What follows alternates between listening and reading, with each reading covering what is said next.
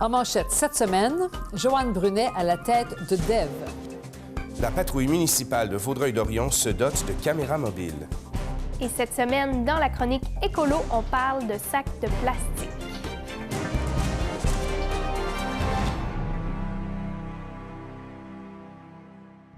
Bonjour et bienvenue à votre hebdo régional Vaudreuil-Soulanges. Bonjour Philippe-Olivier, ça va bien? Ça va très bien, Linda, et toi? Oui, très bien. T'as passé une belle semaine? Oui, effectivement, oui. Parfait. Donc, on va enchaîner tout de suite avec les actualités. Une nouvelle DG au DEV. Oui, effectivement, le Conseil d'administration de développement Vaudreuil-Soulanges a annoncé la nomination de Joanne Brunet à titre de directrice générale. Elle prendra la relève de Julien Turcotte, qui a été en poste au cours des 8 dernières années.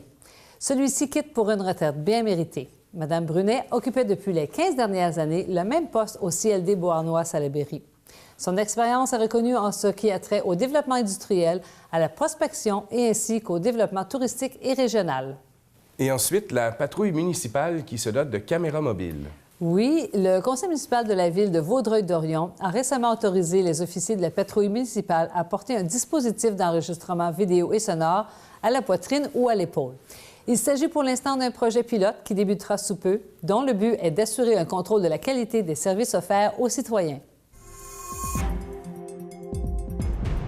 Parlons économie maintenant. Mission accomplie à la foire de l'emploi de Rigaud. Oui, effectivement, le 17 février dernier se tenait la 2e édition de la foire de l'emploi à Rigaud. Ce rendez-vous incontournable a permis à de nombreuses entreprises et centaines de chercheurs d'emploi de se rencontrer et d'échanger sur des opportunités d'emploi de la région. Alors, pour notre chronique écolo cette semaine, Léa, notre chère truite, de quoi nous parles-tu? Oui, en fait, cette semaine, je vais parler des fameux sacs de plastique. Donc, en fait, saviez-vous que chaque année, au Québec, ce sont plus de 2 milliards de sacs de plastique qui sont utilisés? Donc, en fait, cette semaine, je voulais revenir sur le fameux règlement qui a été adopté à Montréal et qui est en vigueur depuis le 1er janvier. Donc, en effet, sur l'île, tous les sacs de plastique dits légers, donc comme celui-ci, vont être interdits dans les commerces. Puis, bon, inévitablement, on n'est pas très loin de Montréal, donc c'est quelque chose qui va venir nous toucher directement ou indirectement dans Vaudreuil-Soulanges. Donc, c'est pourquoi je voulais en parler aujourd'hui. Et, bon, premièrement, qu'est-ce que ça implique, ce règlement-là? D'abord, c'est important de mentionner que les commerces ont d'ici le 5 juin 2018 pour s'adapter. Et ensuite, ça implique aussi que ce ne sont pas tous les sacs de plastique qui vont être interdits, seuls ceux qui sont dits à usage unique et, bon, à moins de 50 microns. Ça, c'est la mesure de l'épaisseur des sacs. Donc, par exemple, le fameux sac d'épicerie, il est assez mince, il va être interdit. Et qui est considéré usage unique, lui. Oui, il est considéré usage unique, même si d'un point de vue technique, on le réutilise souvent, par exemple, comme sac de poubelle. Et les sacs comme ceux-là, donc qui sont plus épais, vont continuer à être utilisés dans les commerces. En fait, c'est parce que sont considérés comme potentiellement recyclables ou réutilisables. Et deuxièmement, en fait, je voulais remettre les pendules à l'heure par rapport au sac de plastique parce que, oui, le sac de plastique conventionnel comporte des avantages. En fait, c'est un sac qui est vraiment, qui coûte pas cher à produire, puis qui a même une empreinte écologique moindre que certains autres types de sacs, comme le sac de papier. Donc, au point de vue de l'environnement, ce sac-là a quand même un meilleur impact écologique. Mais c'est quand même important de mentionner les points faibles du sac de plastique. Donc, premièrement, le fait qu'il soit fabriqué à partir de plastique, donc de pétrole. Donc, on sait que c'est une ressource qui est néfaste pour l'environnement, mais aussi son abandon dans l'environnement. Donc, les sacs qu'on va retrouver dans les arbres, dans les océans, dans les belles rivières de Vaudreuil-Soulanges, et qui, ultimement, vont être mangés par des animaux qui pensent que c'est de la nourriture. Puis, on sait qu'il y a beaucoup de problèmes par rapport à ça. Donc, les sacs de plastique menacent les écosystèmes à ce niveau-là. Et ça prend beaucoup de temps à se décomposer. Plus de 50 ans, en fait, pour les sacs de ce type-là. Donc, c'est vraiment une décomposition qui est lente. Puis même à ça, après, il reste quand même des résidus du plastique dans la nature. Donc, c'est pour ça que c'est quand même quelque chose à éviter. Donc, ensuite, là, maintenant, c'est quoi les solutions? C'est quoi les alternatives? Il y en existe plusieurs, évidemment. Je vous dirais que le premier réflexe à adopter, c'est de privilégier le réutilisable, évidemment, mais aussi le multi-usage. Donc, on doit penser le sac pas seulement comme un sac quand on va faire l'épicerie, mais aussi un sac qu'on peut utiliser d'autres façons. Par exemple, quand on sait qu'on va faire des petits achats dans la journée, on peut s'apporter un petit sac à dos qui va nous servir à mettre les achats, mais aussi tous les autres objets qu'on pourrait avoir besoin. Donc, c'est vraiment de penser en termes de multi-usage. Et qu'est-ce qu'on fait avec les sacs qui sont biodégradables? Oui. Léa, hein? Donc, à Montréal, avec la nouvelle réglementation, les sacs biodégradables et les sacs qui sont dits oxodégradables, donc ça, c'est un peu technique, c'est des sacs qui sont conçus pour se fragmenter dans l'environnement. En fait, ils vont être interdits. Donc, que ce soit n'importe quelle épaisseur, vont être interdits parce que, particulièrement les sacs oxodégradables, même s'ils se fragmentent, il reste des particules qu'on ne voit pas à l'œil nu, qui sont des particules de plastique, puis ceux-là, ils vont rester dans l'environnement. Donc, c'est pour ça qu'on a décidé de les interdire, point. Donc, oui. Donc, ce n'est pas une option à privilégier. Et pour en revenir aux sacs réutilisables, donc le fameux sac comme celui-ci, qu'on a tous vu dans n'importe quelle épicerie. Ce qui est important à considérer, c'est que si, avec ce sac-là, on va avoir une moins grande empreinte écologique qu'avec les sacs de plastique, il faut l'utiliser au moins 35 fois. Donc, si vous êtes du genre à oublier votre sac à chaque fois que vous allez à l'épicerie, ça ne sert à rien d'en racheter un à chaque fois. En fait, vous allez faire plus de dommages pour l'environnement. Donc, petit conseil, vous pouvez essayer d'en laisser un dans la voiture au cas où, pour ne pas l'oublier. Ou sinon, il existe des sacs réutilisables en nylon qui se replient. Ouais. Qui font comme des petites pochettes. Qu'on peut glisser facilement dans la sacoche, le sac à dos, tout ça. Ensuite, pour les sacs en tissu. Bon, les sacs en coton, c'est pas une option écologique. En fait, le coton, c'est une ressource qui demande beaucoup d'eau à produire, qui utilise beaucoup de pesticides aussi. Donc, selon Recy Québec, un sac en coton va devoir être utilisé de 100 à 2954 fois pour avoir vraiment un impact environnemental moindre que le sac à usage unique. Donc, c'est pas vraiment une option écologique. C'est sûr qu'il existe des sacs en coton biologiques, donc qui n'utilisent pas de pesticides, mais à ce moment-là, il faut aussi... Il y a la plante qui prend l'eau, quand même, c'est ça? Oui, la plante prend quand même l'eau, puis souvent, il y a aussi un prix d'achat qui est associé au coton biologique. Donc, je vous dirais, pour les sacs en tissu, privilégiez le nylon. C'est vraiment une matière qui est plus écologique, plus économique aussi. Et finalement, pour les petits sacs d'épicerie, donc les fameux petits sacs où on met les fruits, les légumes quand on va à l'épicerie, on a tendance à les oublier. C'est aussi des sacs faits en plastique, mais il existe des alternatives. Donc, il existe des petits sacs en filet. C'est beau, ça. Oui, des petits sacs en filet. Il y a toutes sortes d'entreprises québécoises qui en fabriquent. C'est souvent fait à la main avec des matières écologiques. Donc, ce qui est le fun avec ces petits sacs-là, premièrement, c'est qu'ils sont transparents. Donc, à la caisse, la personne à la caisse va être capable de voir à travers. Vous pouvez mettre n'importe quel fruit ou légume dedans.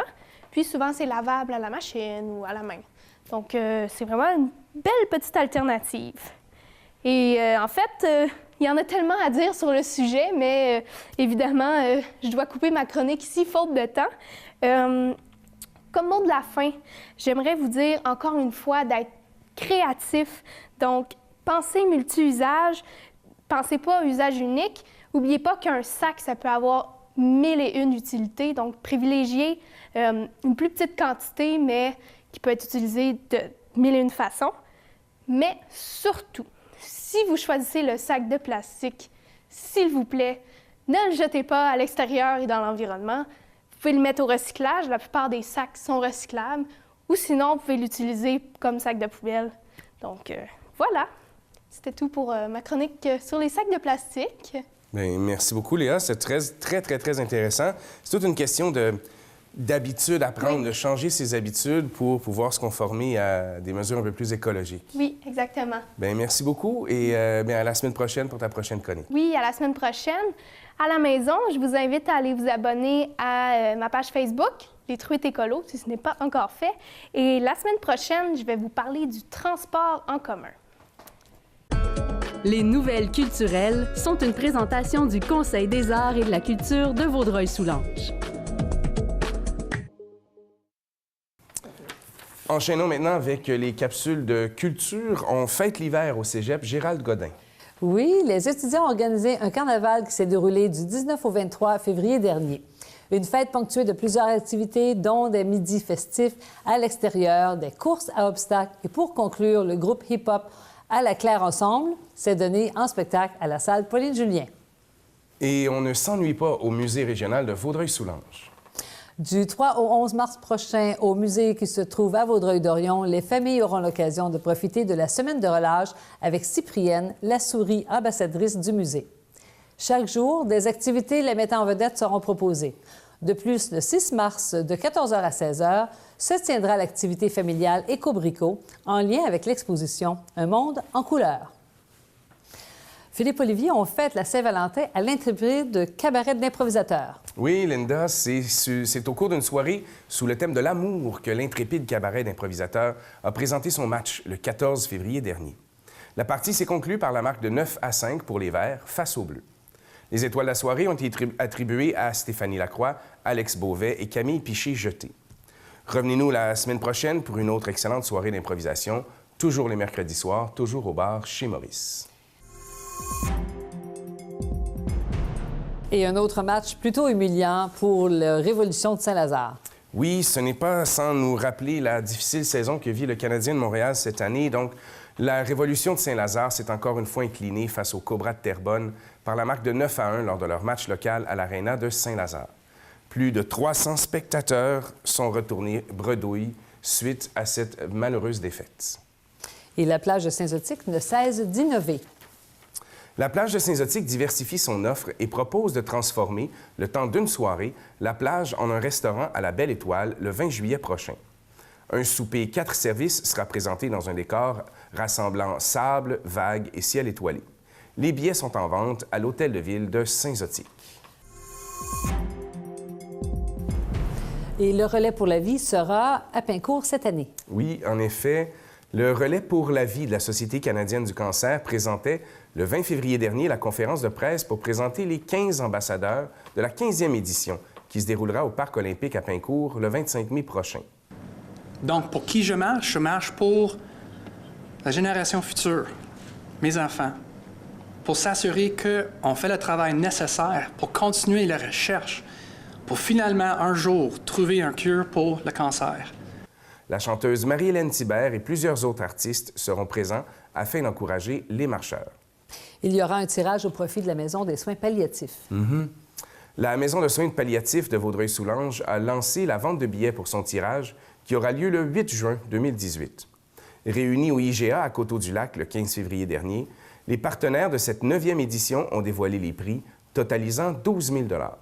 Avec les recettes réalisées, la Fondation améliorera l'expérience de ses patients en faisant l'achat de lecteurs de musique, en renouvelant l'éclairage d'appoint des chambres et en se procurant de nouveaux fauteuils inclinables. Et une conférence sur la nutrition. Plusieurs citoyens se sont déplacés le 21 février dernier pour la conférence du blogueur Bernard Lavallée.